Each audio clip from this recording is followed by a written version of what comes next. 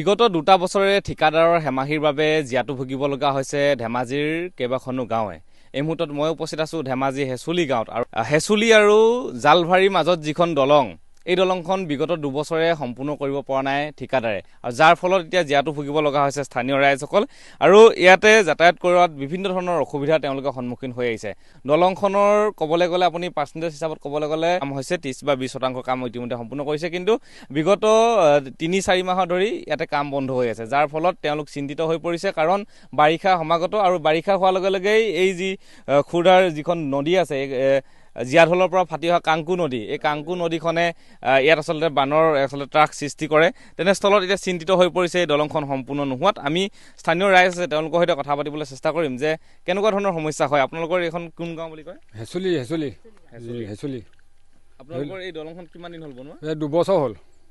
2 বছৰ কমপ্লিট হোৱা নাই, ধৰক আপোনালোকে নিজে জানে। আৰু 2 বছৰ কমপ্লিট হ'লে আমাৰ যাতায়াতৰ অসুবিধা হৈছে। ধৰি লওক ল'ৰা ছোৱালী স্কুললৈ যোৱা, ছোৱালীবোৰতো এবুকুতো পানী পৰি যাবলৈ, এতিয়া এবুকুত পানী সেইদিনাখন 2জনী ছোৱালী পৰি গৈছে। কিছুমানতো অসবাদ হেৰি নহয় জানো, ছোৱালীবোৰ কমজুৰি নহয় জানো, তেওঁলোকেতো পাৰ হ'ব নোৱাৰে। সেইকাৰণে এতিয়া বহুত কষ্টকৈ পাৰ কৰিব, মাক বাপেকে পাৰ কৰাই নিবলগীয়া হৈছে। সেইকাৰণে এতিয়া ধৰি লওক দলংখন সোনকালে উলিয়াই দিলে আমি বেছি ভাল পাওঁ। ধৰি লওক একেবাৰে অসুবিধা হৈছে। ধৰক এই বাঁহৰ দলংখন যদি ৰাইজে মেৰামতি নকৰিলোঁ হ'লে তেতিয়াতো আৰু যাতায়াতো আমাৰ অসুবিধা হ'লে, একবাৰ বিচ্ছিন্ন হৈ থাকিলে ন, ল'ৰা ছোৱালী যাবই নোৱাৰে। এইটো ঠিকাদাৰৰ কাৰণে হেমপেগু গুৰুত্ব নিদিয়া মানে নিদিয়া নিচিনা হৈছে মানুহটো, সেনেকুৱা হৈছে। এতিয়া দলংখন তেওঁ মেৰামতি সোনকালে যদি গুৰুত্ব দিলেহেঁতেন সোনকালে ওলালেহেঁতেন। যিবিলাক মিয়া আনি পেলাই লগাইছে, মিয়াবিলাকক তেওঁলোকে পইচা পাতি হেৰি কৰা নাই কিজানি, সেইকাৰণে দিল হ'ল তেওঁলোকৰ কামটো কম হেমাহি কৰিছে। এইটো অহা যে 2-3 মাহ হ'ল আৰু 3 মাহ হ'ল, 3 মাহ ধৰক আৰু বাৰিষা আহি আছে। হওক চিন্তা হৈছে। এতিয়া আমাৰ ল'ৰা ছোৱালী যোৱা অসুবিধা হৈছে, আকৌ নিজেও অহা যোৱা অসুবিধা হৈছে। ধৰক আৰু ওচৰ পাজতো গাঁৱৰ আহি থাকে, গৈ থাকে, সকলোৱে গৈয়ে থাকে। তেওঁলোকতো এখন দলং নোহোৱা হ'লেও কিমান কষ্ট হ'লে। সেইকাৰণে এতিয়া ধৰি লওক সোনকালে উলিয়াই দিলে ভাল পাওঁ। ধৰি লওক দলংখন আমাৰ সোনকালে। আৰু কিছু মহিলা আছে মই স্থানীয়, তেওঁলোকৰ কথা পাতিম। বাইদেউ, আপোনালোকৰ এই দলংখন কেতিয়াৰ পৰা বনাই আছিলে? আজি 2 বছৰে হ'ল। 2 বছৰে হ'ল। 2 বছৰে হ'ল। এতিয়া সম্পূৰ্ণ নোহোৱাৰ কাৰণে কেনেকুৱা ধৰণৰ সমস্যা হয়? মানে সম্পূৰ্ণ নোহোৱাৰ কাৰণে এইটো কাৰণে অসুবিধা হৈছে, আমাৰ ল'ৰা ছোৱালী ইখন গাঁৱৰ পৰা সিখন গাঁৱলৈ স্কুল যাবলৈ অসুবিধা হয়। ছোৱালীবোৰৰ কাৰণে বেছি প্ৰব্লেম হয়। ল'ৰাই যেনেকৈ হ'লেও যাব, হয়তো ল'ৰা স্কুল আজি নপঢ়িলেও আপত্তি নাই, যেনেকৈ হ'লেও সিহঁতে কৰি খাব, কিন্তু ছোৱালী নহ'ব নহয়। ছোৱালীটো পঢ়াবই লাগিব আমি। ছোৱালী বহুত অসুবিধা হয়। সেইদিনাখন এতিয়া পানী বাঢ়ি আহিছে, ল'ৰা ছোৱালী স্কুলত আছে, হয়তো এবুকু পানীত 2জনী ছোৱালী উঠিও গৈছে, আধা আধিৰ পৰা ধৰি আনিছে বাপেক মাকে। এতিয়া আনি নিবতো লাগিবই ছোৱালী পঢ়াবলৈ কাৰণে। বহুতে মানে অসুবিধা হৈছে। তেওঁ মানে যিয়ে ঠিকা লৈছিলে কামটো, তেওঁ যেন আমাক সোনকালে দলংখন বনাই মেলি যাতায়াতৰ ব্যৱস্থাটো কৰি দিয়ক, আজৰি কৰি দিয়ক। আমি সেইটো কাৰণে বহুত ভাল পাওঁ। বাৰিষা আগত যদি উলিয়াই দিয়া পৰা বেছি ভাল হ'ল। এতিয়াও কাম মানে 2 মাহ, আজি 3 মাহে হ'ব হ'ল, কাম বন কোনো বন্ধ, কাম নাই। এইবোৰ ফৰ্মা এনেকৈ পৰি আছে, ইয়াত কাঠৰ বস্তুবোৰ সেনেকৈ আছে। তেওঁ মানে কোনো গুৰুত্ব দিয়া নাই কাৰণে দলংখন নাই ওলোৱা। গুৰুত্ব দিয়া নিশ্চয় আজি দলংখন ওলালেহেঁতেন, সোনকালে হ'লহেঁতেন।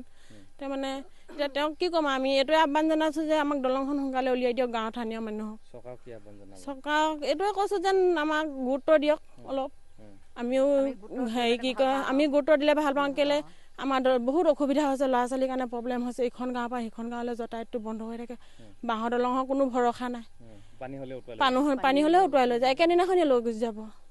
গাঁৱৰ মানুহ হ'লেও কিমান ব্যৱস্থাটো কৰিব। দলং আহিছে, আমাক ভালকৈ মানে কৰি মেলি দিয়াটো আমি ভাল পাওঁ। ইয়াত তেখেতলোকে ইতিমধ্যে উল্লেখ কৰিছে, যিহেতু বাৰিষা আহি আছে, আৰু বাৰিষা অহাৰ লগে লগে এই সুঁতিটোত আচলতে যি পানী বৃদ্ধি হোৱাৰ লগে লগে এই যিখন তেওঁলোকে বাঁহৰ দলং প্ৰতি বছৰে আচলতে তেওঁলোকে নিৰ্মাণ কৰি লয়, এই বাঁহৰ দলংখন উটুৱাই লৈ যোৱাৰ সম্ভাৱনা তেওঁলোকে দেখা পায়, বা এটা পানীতেই আচলতে দলংখন উটুৱাই লৈ যায় বুলি তেওঁলোকে জানিবলৈ দিছে। আৰু তেনেস্থলত এই যিখন পকী দলং বনাই আছিলে হেমপেগু নামৰ যিজন ঠিকাদাৰ, সেই ঠিকাদাৰজনক তেওঁলোকে আহ্বান জনাইছে যে অতি শীঘ্ৰে তেওঁলোকে ইয়াত কাম কৰিব লাগে, আৰু সোনকালে সমাপ্ত কৰি এই যিখন কেইবাখনো গাঁও আছে, এই গাঁওকেইখনৰ ৰাইজক উপকৃত কৰিবলৈ আচলতে দাবী জনাইছে। আৰু এটা কথা ক'ব লাগিব যে বিভাগীয় যিসকল বিষয়া আছে, বিষয়া অভিযন্তা, তেওঁলোকে আচলতে গুৰুত্ব দিয়া উচিত।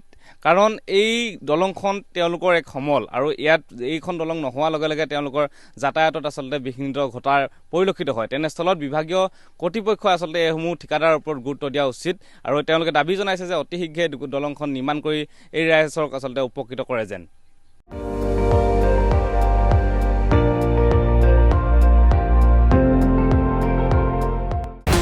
আপুনি চাই আছে ND24 সৰ্বশ্ৰেষ্ঠ নহয় সৰ্বোত্তমৰ দৌৰ